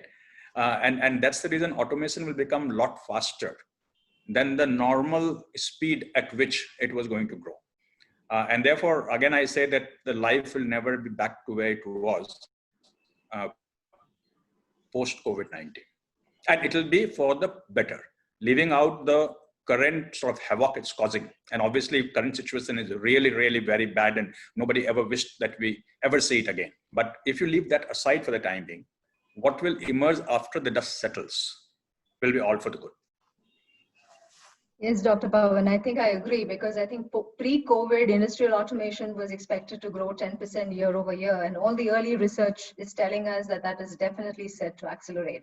But you made an interesting point about artificial intelligence in that conversation, right? Augmenting automation with the layers of intelligence, AI, machine learning, AI, ML, and so on. And I there's this recent statistic from Gartner. All of these technologies are interconnected for all of your businesses to have the outcomes you want. And I recently read a report from Gartner that said that 30% of companies have adopted AI/ML in some way. That is set to go up to 80% by 2025. So that's, again, only a 5-year span. And Sanjeev, I recently saw a very interesting picture of you in the newspaper talking to Yumi at the new ABB Center in Bangalore. So you must be a believer in this statistic. So, where are you seeing the adoption of artificial intelligence, machine language, machine learning as it relates to automation in the manufacturing space? What are the areas that you think it will transform? And what are you looking forward to as you obviously have a plan for this new center in Bangalore, right? Well, it is true that, as Milind and other colleagues mentioned, you see, the productivity is what customers are looking for in the new world, and that's the only way they are able to compete, and that's how we help our customers to become more and more productive and also adapt to different circumstances. Automation and robotics is one area which will have a very strong demand for manufacturing in this country, given the rate of automation, rate of robotics relative to other countries wherein the manufacturing is a strong play. I think we still have a long way to go, and that itself gives a good perspective, and that's why we are seeing good rate of growth in these particular areas, and that's the reason we have multiplied and doubled our capacity in robotics in Bangalore. Now, when it comes to AI and ML, so artificial intelligence and machine learning basically feeds on the data that you feed into it. So it doesn't work on its own. So all the companies who wish to be AI and ML champions in their value chain, they should have started already 2 years back, or they should start now so that they can make use of these technologies few years down the line. So, like, for example, if you really look into the value chain of a company, it starts from sales, it goes into order handling, it goes to project management, supply chain management, manufacturing, quality, testing, service, all those elements. And all the data has to come from the customers.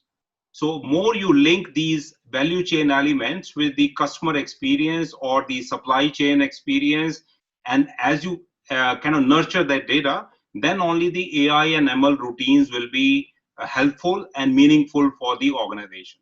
Like, for example, we have our plants and also plants like Mahindra, which Pawan heads, wherein a lot of automation is being carried out, and our ability to capture data on a continuous basis, and also not only capture the data, keep on cleaning that data within the kind of the targeted outcome that we are looking with AI and ML. I think that becomes a crucial part, and the organizations will have to now organize themselves to capture the data and also have a very targeted focus what exactly we want to do with it, so that the meaningful productivity can be gained in different value chain elements. So that's what we see is happening in our plants, and that's how we see best-in-class customers are planning, and that's how they start using more automation and more data intensive products and solutions so that they are able to take benefit of it as they go forward in their manufacturing setup or in the whole value chain setup for that matter.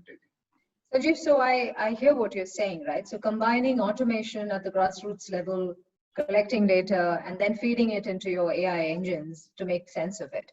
But what might be some of the early use cases that you think really has merit for the industry from thinking in this fashion? What use? Because ultimately, technology for technology doesn't interest anybody. So let's take one example in robotics. Out of India Center, we have about 8,000 robots working globally. We monitor them, and we have a center here. We are connected online, and we know online the status of each robot in different manufacturing plants across the globe. It could be in automotive, it could be food and beverage, and others. So what happens is this equipment is giving us a lot of data, and also we are able to analyze that what kind of issues that can come in different equipment working in across the globe. Now, based on using AI and ML routines on top of the data that keeps coming with us for last 5-6 years, we are able to predict certain reliability issues. We are able to predict some availability issues for the customers. And what we do is by acting proactively for those customers, whether it is in Bavaria in Germany or Michigan in US or some other part of the world wherein these equipment are helping or robots are helping the customers, we are able to predict for the customer, listen, hey, you plan a routine maintenance or maybe do this small intervention so that the availability of your production line is higher. So I think that's one example. And another example is that we have a lot of motors and drives, which basically energy efficiency and energy consuming equipment in steel plants, pulp and paper plant, in the remote locations of our own country and many other places. We monitor them remotely, and we are able to, with the data coming in, diagnose or predict what kind of issues that are developing in those systems. We prevent the failures of it, and in turn, we prevent the failure of the process, and in turn, the productivity of the customers because of the availability of the process stays high. Thanks, Sanjay. Milan, let me come to you on this. Your company specializes in robotic process automation, and RPA as a technology very, very familiar in banking. So if you talk in banking in the country, I think every bank has some kind of RPA implementation. Are you seeing that level of acceptance in Indian manufacturing? Has it gone up post-COVID? I think last 6 months, yeah. So Daisy, the last 6 months, many of the manufacturing companies have been focusing on getting people back, getting the work from home sorted. But if I really look at pre-COVID manufacturing customers, and I see that 2-3 areas that already begin. One is around supply chain and distribution, fulfillment, because that is a very paper stroke, document intensive, data intensive processes and a lot of human intervention. So many of the large manufacturing organizations, whether in cement, whether in EPC, whether in manufacturing process or discrete, we saw that at least in their shared services, in their distribution area, there was a big deployment of robotics and AI. I think what has happened in COVID, though, is one very interesting thing, and I'll pick from what Sanjeev said, a very interesting point he made.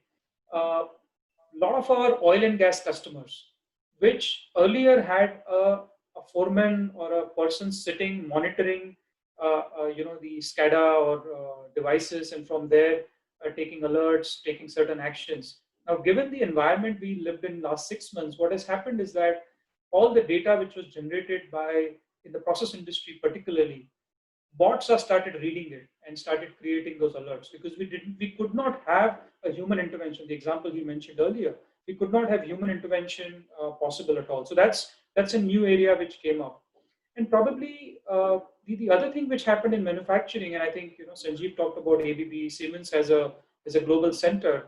One of the biggest learning which we've had is that how technology is infusing from, and I'll take a name here. So let's say a large EPC global company which deals with Siemens India or an ABB India.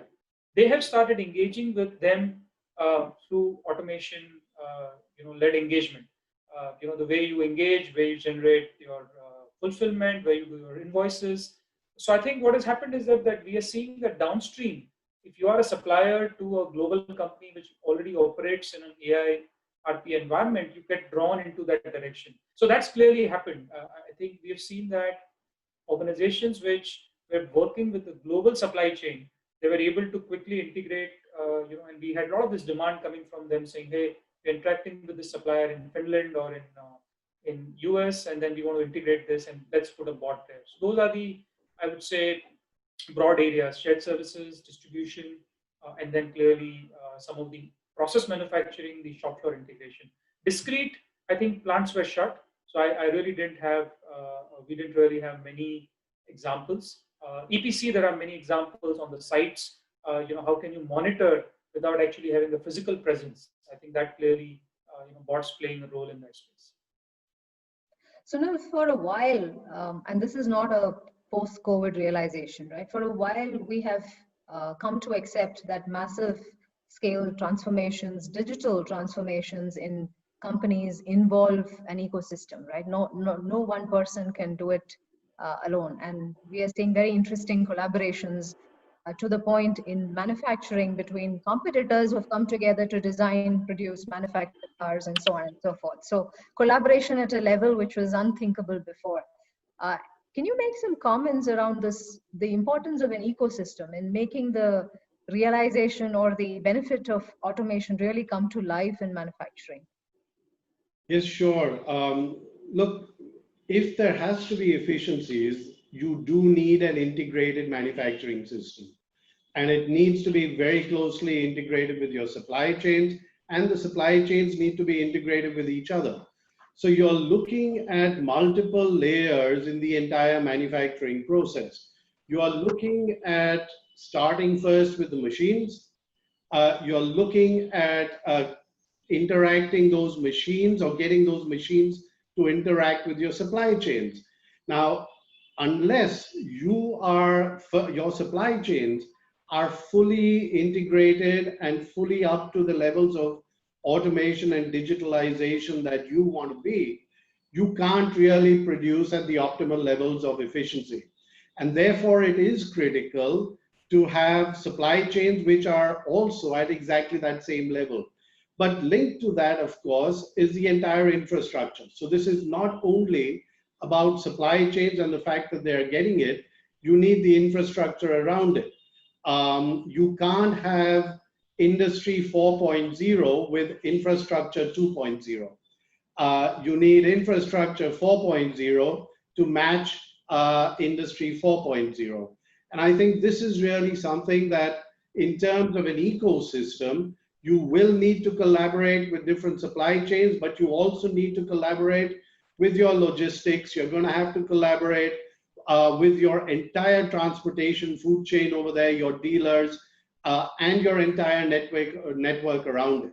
So I think you do have to get into a situation where effectively on one platform, you are able to manage your product performance, your product manufacture, your product delivery, supplies, logistics, everything on one single platform. And that needs to work in a seamless manner, completely integrated with each other. A lot of this requires AI and ML as well. A lot of it requires digitalization and data feedback, as Sanjeev mentioned earlier on. The smarter your chains are and the more integrated they are, the more data they generate, the smarter and more efficient will be your own supply chains. So Sunil, what does it mean in terms of the way that you interact with your ecosystem? Because in the past, you mentioned, for example, dealers, your suppliers, etc. In the past, they have been considered as an outside of enterprise entity. Yes, you have conversations around supply chain integration, etc. But is it more a conversation around collaboration and co-creation? And does that necessitate a rethink in the way that we interact with the parties around us? That was really where I was going with this question. Yeah, absolutely. I think you've mentioned a very critical term, and that is co-creation. The more that we want to get into this integrated supply chain network, the more we will have to get closer to the customers and actually co-create solutions which are relevant to the customer. Pawan mentioned it earlier on. He is going to want, as my ultimate customer, he's going to want his suppliers very closely integrated into his entire product planning, his entire planning process, his entire production flow process. And his aim is going to be, how can I reduce production time, production costs, inventories, etc. And that can only happen if we are collaborating very closely together to develop this ecosystem and develop solutions that are really a win-win for, or actually a win for him at the end of the day. So what I'm hearing all of you say is Industry 4.0 is something that we should have gotten started on 2 years ago. Sanjeev said, automation is a subset or an output of Industry 4.0. Dr. Pawan, let me come to you. How easy it is it to get this done, right? How easy it is to embrace the fourth industrial revolution, to the point Sunil made, when maybe we are not as ready on the foundational pillars of setting up Industry 4.0. And what are some of the, the roadblocks that you see, not just from the readiness of the enterprise itself, but maybe extended stakeholdership? Is there a role for them to play, government, policymakers, etc.? Let me take a step back and say, what is Industry 4.0? And there are many people who think Industry 4.0 is simply automation, which it is not. Everyone around the table here knows that that's not. To me, Industry 4.0 is to put the customer at the center of everything. And when I say customer for ABB and Siemens, it's not Mahindra, but the person who is buying Mahindra's vehicles and tractors. So even they need to think beyond Mahindra to who is buying my cars and tractors. So put the customer at the center of it and be able to provide to the customer what she wants, when she wants, where she wants, at the price she wants to pay for it. And that's really what Industry 4.0 has to aim for, right? So if I leave the price out for a second, then to be able to do what, where, when is something that will require the whole chain to be fully connected in every way, right? And that's what we need to do with our equipment supplier, our parts suppliers, our dealer distributors, and our planners and our own plant to be able to do that. Now, why is it not happening? It's not that technology has not matured enough to be able to do that. In many parts of the world, I guess Industry 4.0 is way ahead of India. The reason I think it's not happening is that the competitive advantage of being an Industry 4.0 enabled company is not so easily seen yet.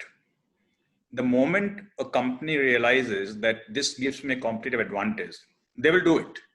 It's not, I'm simplifying it, oversimplifying it, but it's not rocket science. And please excuse me for saying something that other panelists may not like, but I'm saying it in a sort of not a lighter vein, but in the sense that everything, all the pieces are available. We need to put everything together to make it happen.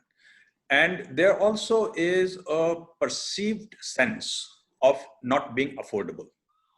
And I'm choosing the word perceived sense of not being affordable because the costs that it saves are sometimes unseen cost. And it doesn't go into your sort of calculation of cost of supplying a product, okay? And those unseen costs are the one that you take out from the system. The working capital cost, the aging inventory cost, the cost of tracking something, the cost of warehousing. All of these costs sometimes don't get into your exact calculation of cost of a product, right?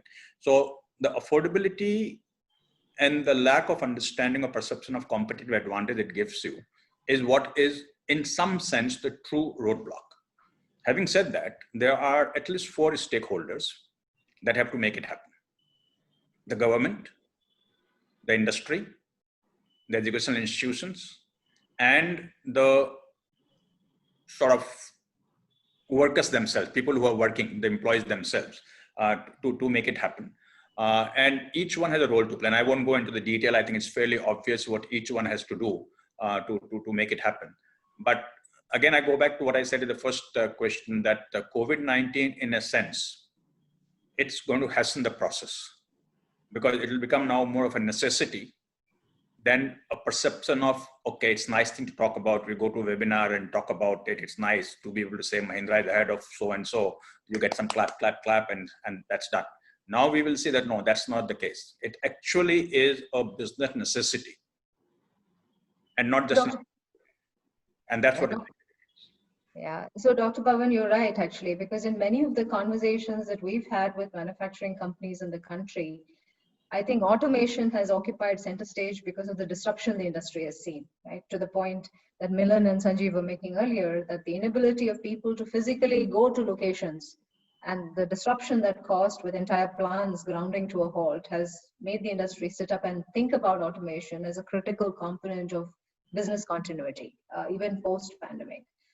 But at the same time, we are also challenged by a very tough economic environment, and many subsectors of the manufacturing industry were already going through it prior to COVID. So Sanjeev, this cost conversation, right? Do you think automation has a role to play in addressing cost as an outcome? Because that's the point Pavan made, right? Saying that if you can cut cost out of your operation, it's a no-brainer, because many of the other, so there has to be a very visible outcome.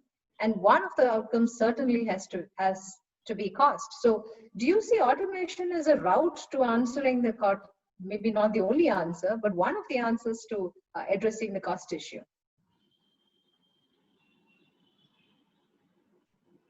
Sanjeev, you're on mute.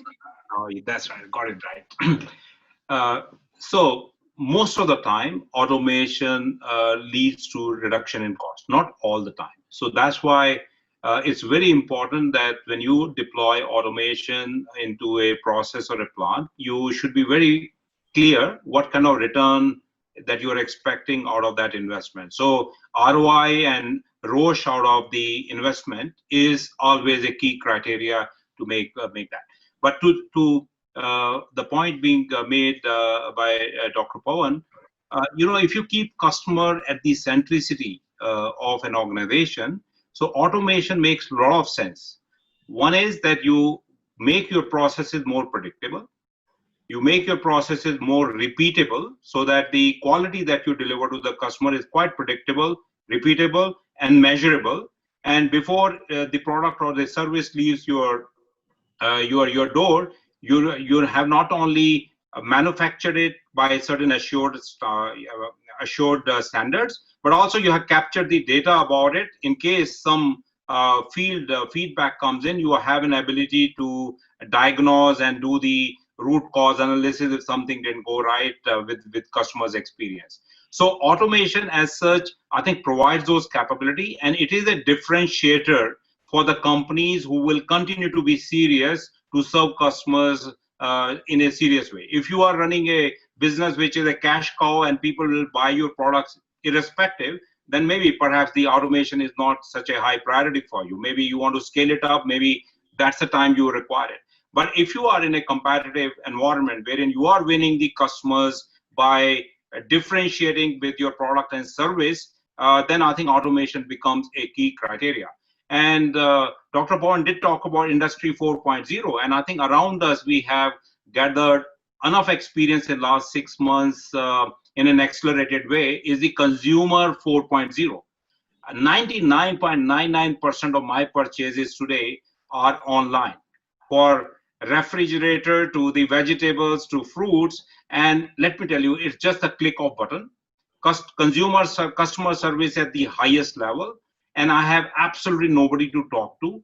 Everything happens because end-to-end supply chains are connected and they're automated, and the companies which are trying to serve my consumer behavior, they know me quite well. Even they know my habits better than I know theirs. So once you have those platforms and engines put in place to serve customers, I think it becomes much, much easier to be a differentiating organization going forward as you serve the customer, and also you scale up if you're successful in that venture. So from that point of view, I think it is key. But while you are doing it, the area you are deploying it, you need to be mindful of the return on investment based on your business model that you're deploying. Yeah.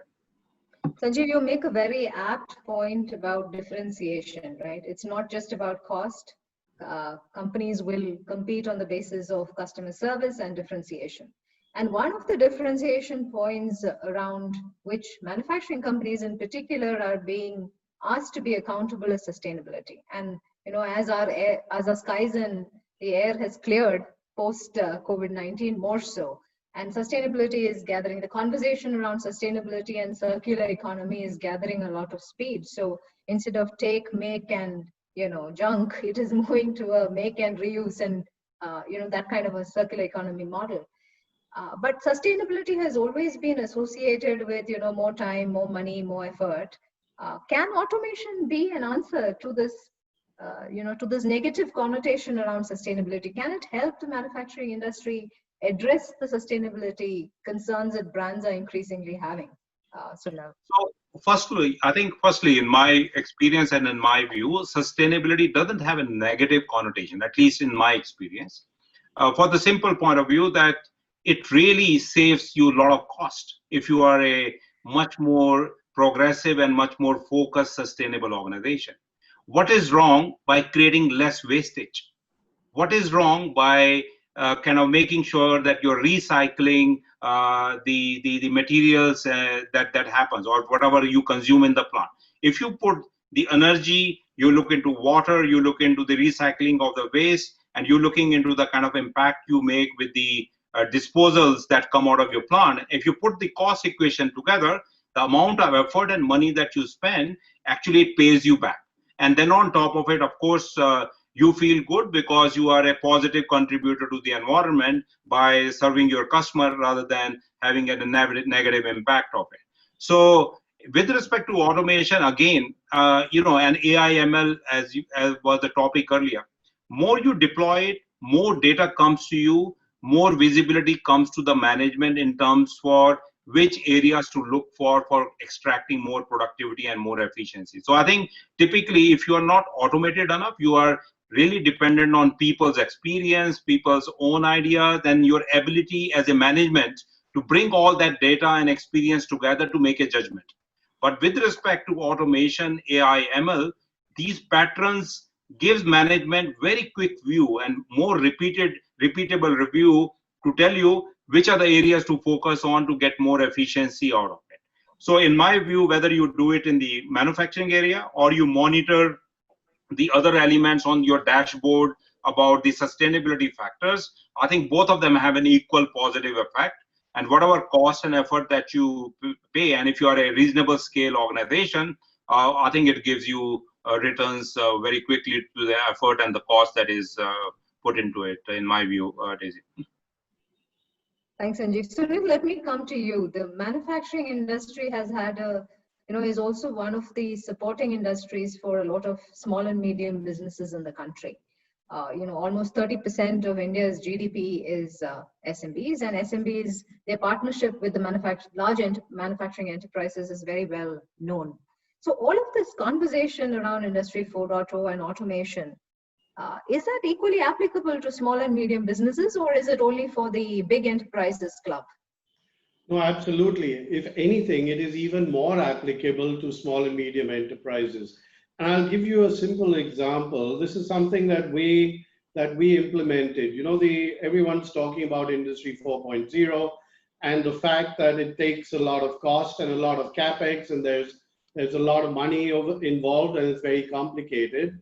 So we decided to do this experiment ourselves. We have a factory here in Mumbai where we are manufacturing contactors, and we were doing 80 variants of these contactors. We needed to do many more, but there just wasn't a business case for it. And every time there was something coming up, the business guys would come back. They needed to put in an additional production line into it. It was a lot of capex. It was a lot of cash going out. And then we decided we will implement automation, digitalization into this process. Long story short, we went from doing 80 variants on 3 lines to 180 variants on 1 line. Now, straight away, we went from 13 quality checks to 52 quality checks, from a production time of 21 seconds down to a production time of 9 seconds. Using the fact that you were using 1 production line instead of 3 saved you space. You use the same amount of labor to produce 3 times as much. And I think that is really the real benefit for small and medium enterprises that actually don't have the money to expand. It's expensive to expand. Working capital is an issue. Labor is an issue. Capital in general is an issue. And also expanding their offerings is also constrained due to the CapEx requirements that they have. So I think this is really where the real benefit for small and medium enterprises kicks in. Milan, I'm very mindful that Mahindra, ABB, Siemens, they're all big companies, right? Do you see this democratic acceptance between large enterprises, or do you see a degree of variation still? I think it's unfortunately it is large enterprises is where I see technology, digital being adopted. One of the reasons for that, I think, other than capital, is also the talent. The talent pool in a smaller enterprise is either focused on revenue or on operations, and where the digital or technology element is something which is where the talent is a gap. My favorite example is the Germany small and medium enterprise ecosystem, where you have variety of cloud-based pay-per-use kind of service providers, which allows the small and medium enterprises to consume. Unfortunately, today I would say that we don't have that ecosystem, and hence the unfortunate part is that while the Siemens and the Mahindras will adopt a fairly advanced set of technologies, I think the interfaces, other than payments because of the UPI and all the innovations which have happened in India, where there's a lot of digital interfaces which have come in, but the rest of it, unfortunately, I mean, it's not a great news, but is still a little bit archaic in terms of the overall infrastructure. Milan, it's a very valid point, right? There is no lack of appetite in terms of SMBs consuming technology, but it has to be bite-sized, cloud-delivered, affordable. Some of those conversations that Dr. Pawan was talking about in the context of Mahindra is equally applicable, or perhaps more applicable to an SMB. So shifting gears a little bit, Dr. Pawan, you mentioned a little bit earlier in your earlier comments that automation is also something that employees have to accept. And I think automation is a change that happens within an enterprise, but definitely has a snowball effect on employees and employers, but also on the economy and also on the environment. At Mahindra, what does it mean for your employers, and what does it mean for you as an employer when you think about automation and massive adoption of automation? So Daisy, this is a question that has multiple dimensions to it. Okay, there is a financial need or economic justification for automation, and there is a quality justification, there is a safety justification, there is ergonomics or employee comfort justification. Right? When automation is helping us to improve safety in the plant, to improve quality of the product, to improve ergonomics of the operations, and it's affordable, it's a no-brainer. But when the automation is being done simply because automation now has become more affordable and the labor cost more than automation, then it also becomes a bit of a social question on whether it is right for a responsible organization to replace people with robots to save money, if that's the only benefit of it, and if you don't get quality, safety, and ergonomics. Now, it's really a dilemma, and it's many people won't realize how much of a dilemma it is, because India needs jobs. While we can keep saying all day long that automation or robotics will not replace jobs. Will not reduce jobs. It will only replace to a different kind of jobs. But that's a nice thing to say. The fact is that how much of our factory workers, how many of our factory workers are retrainable to the kind of jobs that will be required in the era of automation. The jobs required will be of much higher order, much higher skill level, and in many cases, much higher education, which many of our factory workers don't have. So therefore, we have to play a real balancing game. And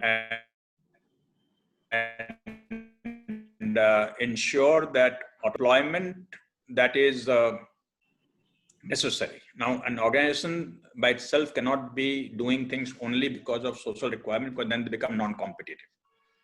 If not in India, at least become non-competitive globally, right? Because if I'm not using the means that give me the lowest cost output, nobody will buy my product or I won't make money.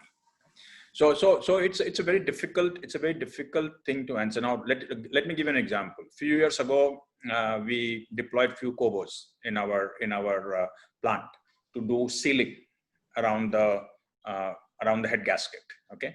Now, one Cobo cost about 12 lakh or 13 lakh at that time, replaced, I think, 2 people full time. So payback was only about 1.5 to 2 years.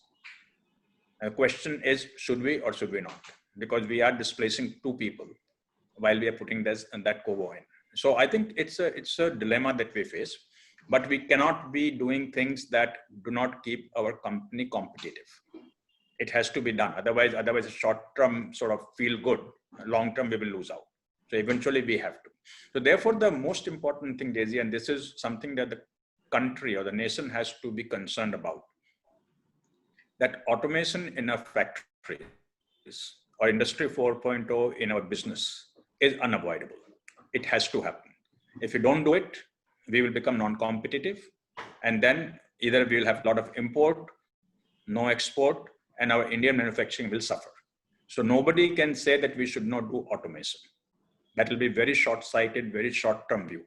We have to do automation. Now, how do we retrain our workforce? Whether it is Mahindra or it is a MSME or it is some government organization, doesn't matter. How do we retrain our workshops so that they are redeployable to a different kind of role? Now, in some sense, the kind of role that will be required with robotics and automation very prevalent in our factories are the roles that do not have to be done in the plant. They can be done somewhere else, in a very loosely speaking, right? So therefore, it actually gives India an opportunity, given we still have a lower cost of labor, gives an opportunity for us to become the backend for all automation related work or robotics related work that I think one of the panelists had talked about that they control some 5,000 robots, I think ABB from a back office in India. And India can therefore become a robotics back office. We are an IT back office for many things. We can become a robotics back office also for many things, and that can generate hundreds, thousands of jobs, right? Because there's so much automation happening around the world, and we can do that. We are also not yet the robotics factory of the world. So why can ABB Siemens not think of doing a lot more value addition in robotics themselves, or creating or manufacturing robots in India? And just yesterday, we were having a meeting with the Commerce Minister on how India can become much bigger in manufacturing in many areas, and robotics was one of those areas. And in fact, he said that this 10 or 12% growth that we're talking about is something that is past. The future is going to be much more steeper growth in robotics. And how do we get the multinationals to use India as a manufacturing base for robots that not only they supply to Indian companies, but also to export outside India. So that's another opportunity that comes India's way of becoming manufacturer of robots, the factory of robots for the world, and become the controller of robots from India for the world, right? So the factory jobs as we know it today will definitely reduce. A factory that is employing 10,000 people today will probably employ 5,000 people after it's fully automated, maybe even 2,000 people after it's fully automated, right?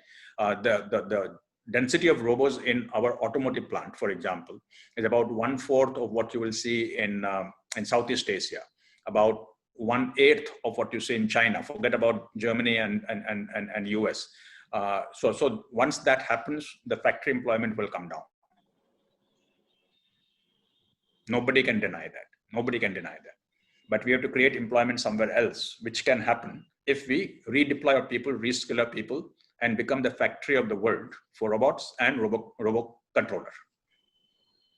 Sanjeev and Sunil, actually, question to both of you, and talking about new opportunities, right? To new opportunities that we can create in the country that can power India as a manufacturing powerhouse in a different way, not being the factory of the world, but being, like Dr. Pawan said, the robotics back office of the world, or something like that. Any examples of work of this nature that you see, where opportunities are being thought about, created for unique India advantage, perhaps in your own organizations, or something that you know of which is from outside your organization, in the just related to the conversation around opportunity creation? Well, in terms of opportunities, Daisy, there's a saying in the racing, when you go for the Formula One car racing and e-racing, which Pawan also participates with the Mahindra e-racing car. Correct, not Formula One anymore, Formula E only. Formula E, that's right. So in this area, they say that races are not won on the straights when everybody can, accelerate and can go to a high speed. Races are typically won on the turns, how well you take the turns. So here, I think India is also at this stage wherein there's a turn taking place across the globe with a lot of geopolitical and a lot of other opportunities and nature of opportunities coming up. And also the government at this time is making really concerted efforts to go in that direction. So I think the opportunity is ripe for India to take advantage in many areas. And it will not be only in one area, it will be in all the areas. And now question is to what an extent we go for it and to what an extent we invest in different opportunities. So there is a good opportunity in the manufacturing and equally good into services. Services attitude and culture in the country is very much matured. And there, I think the kind of so-called the brand India for delivering these kind of services, whether the back-end services or back-end plus high value add technical services, is already quite a mature level. And I believe that will continue to scale up. And post-COVID world, most of the global organizations already know about it. And they will, I think, increase that footprint into the country. And that's the trend we will also see in the areas we operate. And purely from the point of view of to be able to serve our customers much more effectively and impactfully globally. Because you should know that when we are talking about digitization and automation and AI and ML, basically what we are saying in industrial terms is we are digitizing the assets which customers use, be it a robot, be it a motor or a drive or some other equipment. We are putting eyes into those assets, and those assets then start speaking to you, and that data then needs to be meaningfully processed and give the outcome back either directly to the customer or the person who's servicing the customer. So that kind of an environment, I think, will flourish in the country, and I believe most companies which will put themselves forward in this area, I think they will do all right in this area. I think that's an opportunity. And the manufacturing side, and this is my personal view, that the companies who are interested in India as a market, I think they are the ones who will bring a lot of technologies in India to serve the local demand, but at the same time use India as an opportunity to scale up their global supply requirements. And I think that will be the first wave that will hit us, and how open we are from the country point of view and how prepared we are in terms of infrastructure and how easy we make it for people to bring those investments. I think that will create the opportunities for us. And one has to keep in mind that if a company like us or Siemens or anybody else, when they invest in a country and they bring in new technology or they scale up their plants, the MSMEs who are connected with us, they also receive that technology. They also are able to invest more in more sophisticated plants, and they're also able to scale up their kind of supply chains into us. And eventually, once those supply chains are stabilized, we integrate those local MSMEs also into our global supply chain. I'm speaking from the multinational perspective. I think that opportunity is there. And I think over next 2 to 4 years or 5 years, I think it will play itself out, in my opinion. As far as the domestic companies or the companies which have become domestic multinationals, I think they see the opportunities both on the domestic market and the markets they are able to serve. I believe in there again, we will see continue to do that. But I believe the opportunity is there because the environment which has been created for various factors, I think it is in favor of India at this point of time, Daisy. And it is up to us how best we make use of it in next few years. Thank you, Sanjeev. Sunil, the question about reskilling, right? Reskilling conversations, and very often as market leaders playing in this market, part of the ecosystem, it's also part of our responsibility to add to the skilling conversation, aid the skilling conversation in the country. So would you like to share any moves that Siemens has made or conversations of this nature that's happening in the manufacturing industry in particular? Because the point Dr. Pawan made, and this is the thing that worries me as an Indian citizen as well, the first port of call for an agriculturist is to go into a manufacturing services job. It's a semi-skilled worker. We're talking about the bulk of India, which at least for the next 10 years to 20 years will stay semi-skilled at best.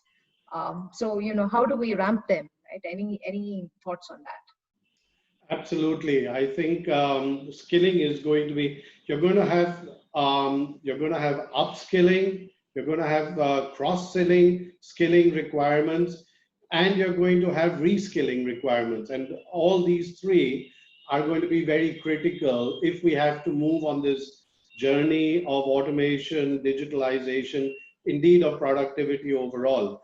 And Pawan mentioned it very, very correctly. Jobs are going to change, and the definition of jobs are going to change. So we have taken this very, very central to our entire program within Siemens. And Milan was talking about creating an ecosystem for MSMEs in Germany, and we've one ecosystem is the dual vocational education training program. And this has been the heart actually of the German Mittelstand, as they call it, small and medium enterprises, to really get apprentices working in the workplace. And this is a training program that covers, it's a 2-year program, 1/3 classroom, 1/3 workshop, and 1/3 actually on the job. And this is something that we have now started working on. Currently, we are working with about 30,000 students around the country, very closely with ITIs, to really go in this direction of working together with them on precisely this journey. How do we get them to understand basic automation, basic digitalization, so that they are actually ready for the workplace, and then connect them to find jobs in companies that can actually use those skills. Our target is to go to 500,000 in the next 5 years, and we will do that.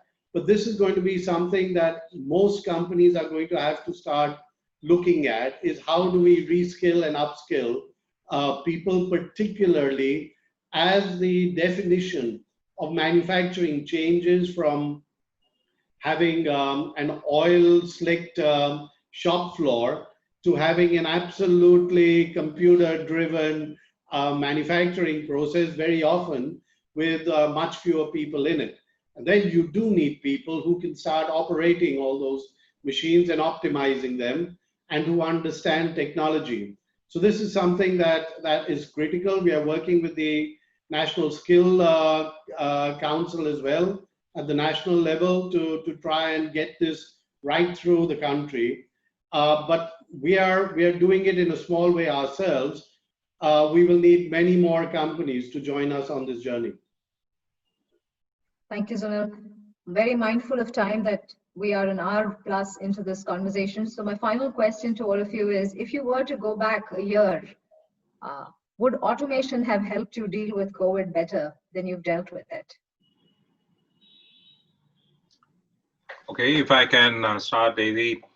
Well, I think a year back, actually, at start of the discussion, as I said, very reason we could support a lot of customers right in Northeast. You can imagine we commissioned a refinery project of a critical process area by our engineers sitting in Bangalore in their house, working from home, and helping the customer to commission a refinery, part of the refinery project. Otherwise, that requires physical presence.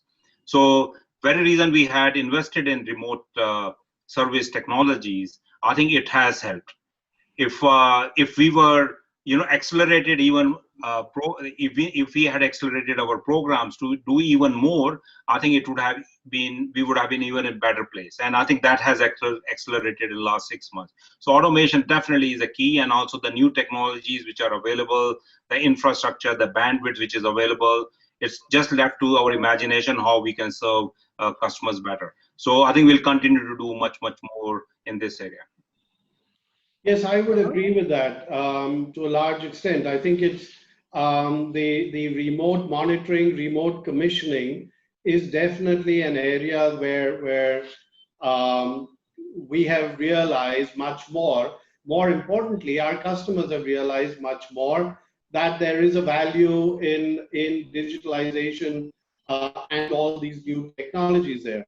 But also things like how can you get ventilators quicker to the market, right? And if you've got the right technologies there, and you've got 3D technologies available, and you can learn from the experiences around the world, build that all into a platform which can be replicated by any potential manufacturer around the country. Those are technologies that we have actually put in place and offered to a lot of customers who have been able to then make their own ventilators, make their own equipment to deal with healthcare challenges at the time of COVID. We've even got situations where we've been able to put CT scanners into a container to be able to move them around into isolation centers, so that doctors can actually do the scans much quicker and detect COVID much faster. So those are kind of things that have materialized over the last couple of months. But also this entire journey of can we find a quicker, faster, cheaper way of manufacturing, of helping the customer get to answer his problems: capex, cost, and cash. Those 3 C's is really something that most of our customers have been battling with right now. And when you use Industry 4.0, digitalization, automation, call it what you will, we have realized that these benefits have actually been enormous to us at this very difficult time. Milan, you must see this at an aggregated level, right? Is it fair to say that companies who had automated dealt with the pandemic better than those who were sitting on the fence? Absolutely. I think, one of the things we generally don't get credit, and probably Sanjeev and Sunil would know this from companies which were running centers in Philippines, in Eastern Europe, a lot of them actually crashed and they did not work at the peak capacity, whereas all their global companies having the centers in India, I think worked extremely well. So on the services side, there is clearly, the companies which had invested benefited very, very well. But if I kind of basically go back to your question, I think one area where, as a citizen, I felt that the amount of digitization and digital interfaces we have in our citizen services, the way government interacts with citizen, whether it's on information, whether it is transactions, I think that's and again, because I run Dubai, Abu Dhabi, Saudi, South Africa, some of the markets I run, and the digital response of the government to the citizen and the response which we saw here. Obviously, we are a vast country, complex country, but I thought that the readiness and the mindset is probably a little bit behind compared to some other countries. So if I could have changed something, one thing I would have changed, I would have hoped for more citizen interfaces to be a lot more digital than probably what we witnessed. I live in Mumbai, and what we witnessed in Mumbai without all of that and very physical part, I think wasn't the probably one of the best learnings we should take, and hopefully the right learnings will come and right decisions will take place. I agree, Milind. This is a crisis which will teach all of us many lessons. Dr. Pavan, with the hindsight, with the benefit of hindsight, do you wish you would have automated more at Mahindra? I would probably say that if I had known that COVID is coming in a year, I don't think we would have done anything much different because we were on a path of automation. And just because COVID is coming, I don't think that anything would have changed. But let me put this in a slightly different perspective. In some sense, we are lucky that COVID didn't happen 2 years ago, because the kind of digital tools available to us today are a lot more and lot better. We couldn't have had this recording 2 years ago. The WebEx, the Teams, the Zoom were not as well and as easily available. The quality was not good. Very few people had high bandwidth in their homes. And all that has happened in the last 2 to 3 years, right? In fact, if you really think about it, on March 22nd, most of us left our office with our normal office bag or briefcase, not knowing that we will not come back for five months, right? But I don't think any of us missed any paper that was not in my briefcase or not on my computer. I have not in five months, I have not wished that I had one paper that is left behind in my office with me because I need it. Everything I needed was right here on my laptop or in my small briefcase, right?